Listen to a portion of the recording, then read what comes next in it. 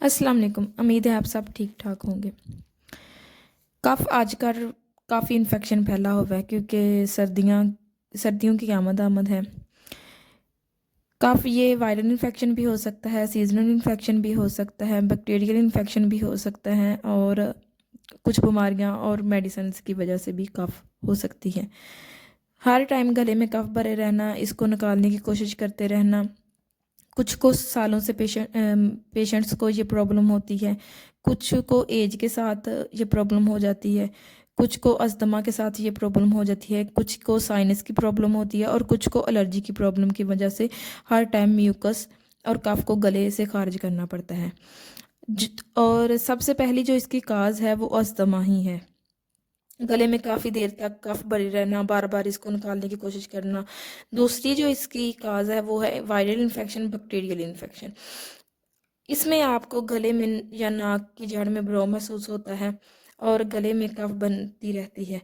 तीसरी प्रॉब्लम ये होती है कि इसमें हमेशा आप गले में कुछ ना कुछ आपको सरसराहट सी महसूस होती है, कि चुभन सी महसूस होती है, लेकिन प्रॉपर तरीके से वो म्यूकस नहीं होती, थूक सी निकलती है ज़्यादा, वो म्यूकस नहीं भरी होती।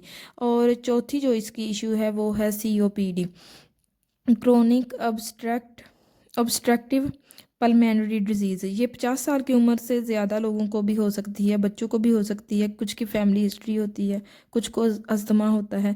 तो ये कफ होती है गले में भरी रहती है। इसकी वजह से कुछ मेडिसिन होती हैं, जैसे कि हाई ब्लड प्रेशर की मेडिसिन ज़्यादा यूज़ करने वालों को कफ की प्रॉब्लम हो सकती है, कफ सा महसूस होता रहता है इसके।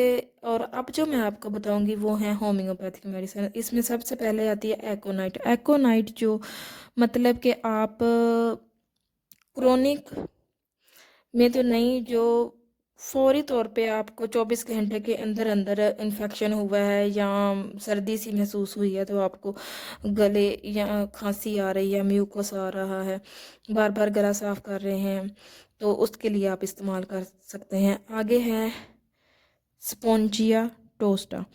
ये इसमें गले में कफ चुभता है, गले में खराश होती है, ये इन्फेक्शन की वजह से होता है। इन्फेक्शन हर तरफ फैला हो तो आप भी इसकी जद में आ सकते हैं।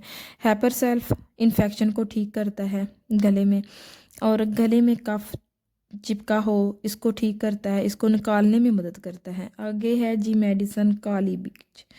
काली बिच गले में हमेशा कफ हो, म्यूकस इकट्ठा हो, छींकें भी आती हों, रात में ज़्यादा हो, दिन में भी प्रॉब्लम हो, तो ये मेडिसन आप पे काफ़ी काम करेगी। आगे है काली म्योर, ये 6X में आपने लेनी है। दूसरी मेडिसन जो ऊपर मैंने आपको बताई हैं, एकोनाइट, स्पोंजिया टोस्टा, हैपर सेल्फ, काली बिच, ये आपने 200 में इस्तेमाल करनी है।